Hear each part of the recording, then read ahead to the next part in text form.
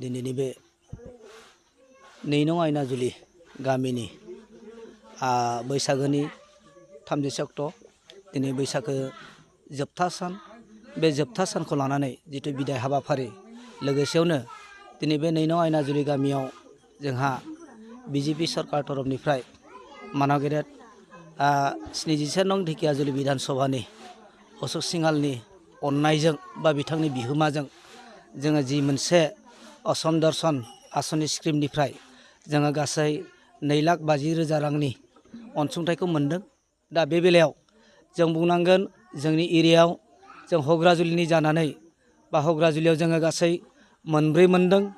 मोननैया जोंनि बे मोननैया जाबाय जा ब्रह्म समाजनि, मोनसेया जाबाय खावब्ला, बियो ब्रह्म समाजनि आनसलिक ब्रह्म समाजनि बियो मन्दिरनि वाल, आरो जोंहा नैथियाव मोनदों जोंहा नैबे अदालबारि दखरानि ब्रह्म समाजनि आनसलिक मन्दिरनि बेबो हाफ वाल।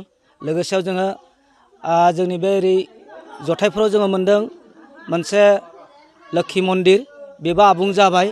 दा बेखौबो अपेनिंखौ खालामदोंब्लाबो जोंनि पार्टिनिफ्राय फैनानै खालामथ'नाय जायाखै, बेखौबो खालामनायनि मोनसे माबाखौ खौरांखौ होगासिनो दङ।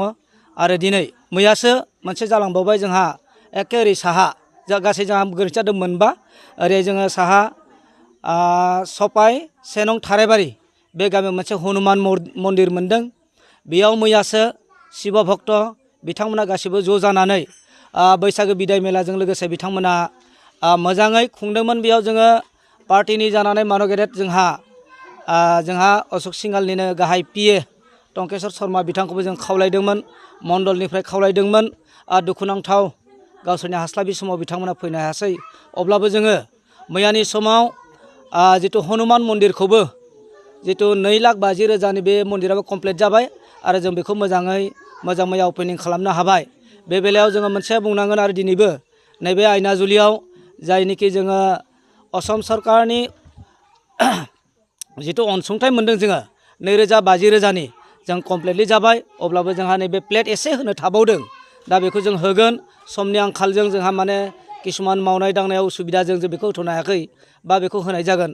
दा आङो बेखौल' मोनसे खावलायगोन, जोङो बिजेपि हान्जानि जानानै एबा असम सरकारनि जिथु बिजेपि सरकारा जेरैबायदि जोंनो फिसा फिसा आसनि बा अनसुंथाइफोरखौ जोंनि ओनसोलाव मोनदों, जों आसा फारियो अरायसमबो जोंनि अशोक सिंहाल मानाव गेदेर आरो लोगोसेनो जोंहा हेमन्त बिश्व शर्मा सार, लोगोसेयैनो जों बेखौ रायखांबावनांगोन बर'नि हिसाबै जोंहा प्रमद बर' सार, बिथांमोननि अननायजों जि एसे बिहोमा मोनदों, जाहाथे अरायसम आसा फारियो जाहाथे बिथांमोना जोंनि ओनसोलखौ नासया मुगैया, जेबो गाज्रि भाब लायालासिनो जोंनि बे गोदोसोना थानाय जायफोर जों जि हालोदाव दङ, जोंनि लामा दैनि सुबिदा, कारेन्टनि सुबिदा, गोबां फारसेनिफ्राय सोलोंथाइनि सुबिदा जों जेबो जोंहा सुबिदा गैया।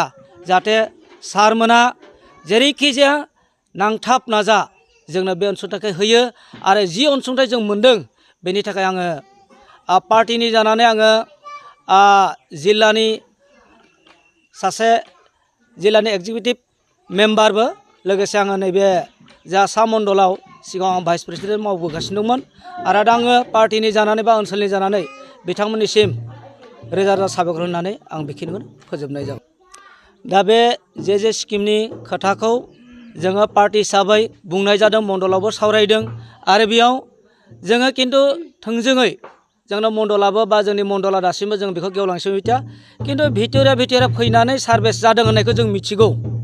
सार्भेसा जादों, नाथाय दासिमबो मावफुंनाय जायाखै आरो बे फारिया मावफुंजागोन होननानै जों बेखौ मिथिगौ। आरो माखासे गेदेमाफोरनि अननायजों जोङो निस्सय जोंनि बे 2 नं आयनाजुलि गामियाव फसंथानखौ मोजांनिफ्राय मोजां एसे खालामनो राहा मोननायलाय जों गोजोननाय मोनदों। दा बेखौनो लानानै जोङो फारसेथिंजाय गामिनि रायजो राजाफोरखौ खौसेथि लानानै आरो जौगानायखौ लाबोनो थाखाय जोङो सेस्था लाबाय थादों। दा जोङो साबायखर होदों, बेखौनो बिजेपि सरकारखौबो जों साबायखर होदों।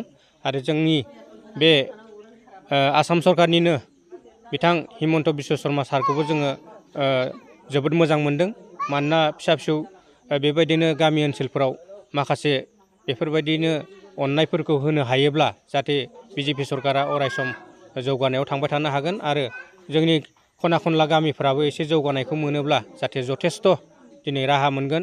मानो होनबा जोंनि बिथुरिया जायगाफ्राव गोबां मानसियानो दिनै आंखालनि गेजेरजों दङ। दा फारसेथिंजाय सिबिसालिफोरखौ जोङो मोजां रोखोमै बानायनो हायाखै। दिनै अनुस्थान फरायसालिफोरखौ जोङो मोजां रोखोम बानायनो हायाखै।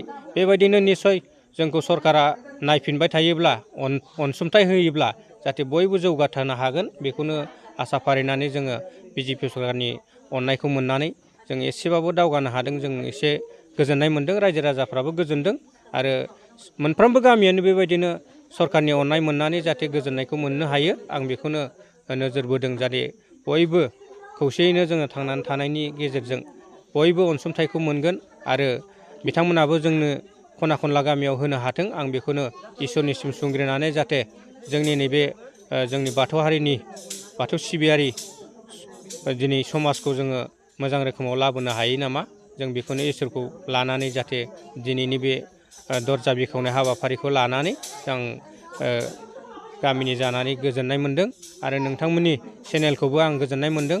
जाहाथे जों फिसा फिसौ गामिफ्राव नोंथांमोननि चेनेलनिफ्रायबो गुबुन चेनेलनिफ्रायबो फैनानै जोंखौ बोखाङोब्ला बा खना खनला गामिखौ बोखाङोब्ला निस्सय जोङो अनलायनाया गोथार महरै थागोन। आं बेखौ मिजिंथिनानै आं बारा गोबाव बुंनो सानाखै, बेखिनिखौनो बुंनानै जाहाथे बयबो खौसेथिनि गेजेरजों आफा इसोरनि अननायखौ मोननानै थांनानै थानो हाथों। आं बेखौ मिजिंथिनानै आंनि बुंनांगौ बेखिनियावनो फोजोबदों आरो गोजोन्थों।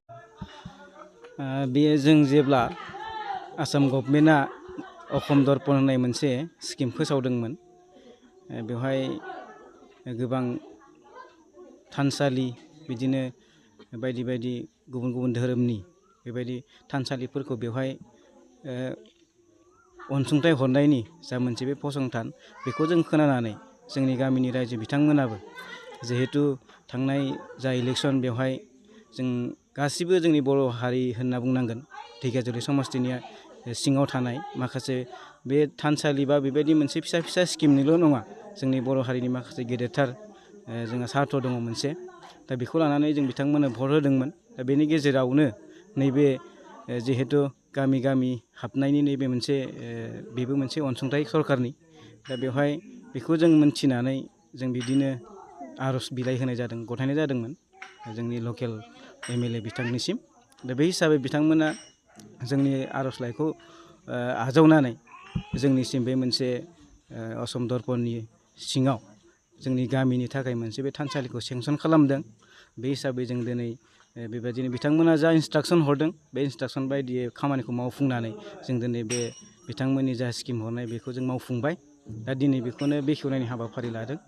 बेवहाय जोङो जोंनि रायजोनि जानानै जोंनि मानाव गेदेर चिफ मिनिस्टार हिमन्त बिश्व शर्माजों लोगोसे जोंनि लकेल MLA बिथांमोनखौ जों सिगांग्रो साबायखर जासिहरदों। जोंनि जा मोनसे फिसा गामिब्लाबो जोंखौ अननानै नै मोनसे थानसालिखौ लुफुंनो हानायनि बिथांमोना जोंनो मोनसे राहाखौ होदों।